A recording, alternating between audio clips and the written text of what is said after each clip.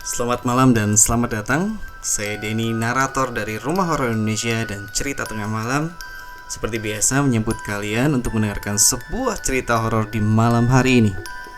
Dan cerita kita untuk malam hari ini adalah ditemani hantu di perpustakaan sekolah.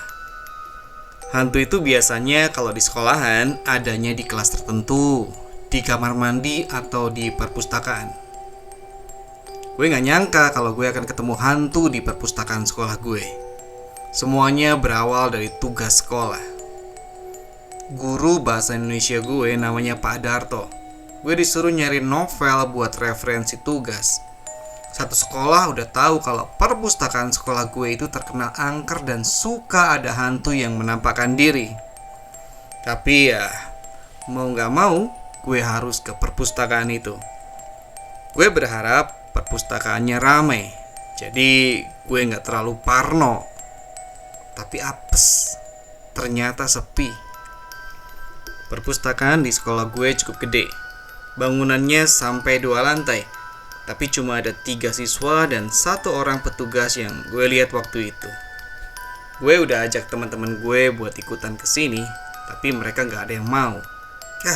Sial. Buku yang gue cari adanya di lantai 2 lagi. Ternyata cuma ada petugas dan 1 siswa. Gue udah sempet ngintip dan agak parno juga sih. Gue mau buru-buru nyari bukunya, dan pas udah ketemu langsung capcus. Setelah gue cari di semua rak buku, akhirnya buku yang gue cari ketemu juga. Bagus lah. Tapi pas gue tanya ke petugasnya, buku itu gak boleh dipinjam. Gue harus baca di tempat. Gue mulai bete. Gue jadinya kan lama di situ. Akhirnya gue duduk di ruang baca, tapi gue gelisah. Sambil baca, gue sesekali nengok kiri, nengok kanan. Ya, takutnya ada pocong atau kuntilanak yang muncul dari situ.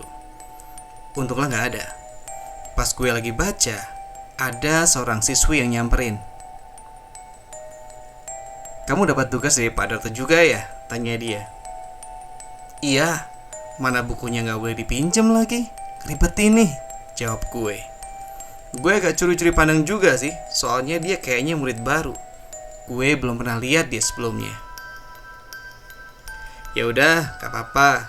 Terus kamu kenapa kayak takut di sini?" tanya dia. Spontan lamunan gue buyar. Soalnya sepi banget. "Kalau tahu-tahu muncul hantu gimana?" jawab gue sedikit terbata. "Ya udah, aku temenin aja ya," kata cewek itu. Gue bilang oke, dan senang juga sih karena ada temen. Ceweknya lumayan kece lagi. Tahu-tahu pulpen gue jatuh. Gue spontan langsung ambil.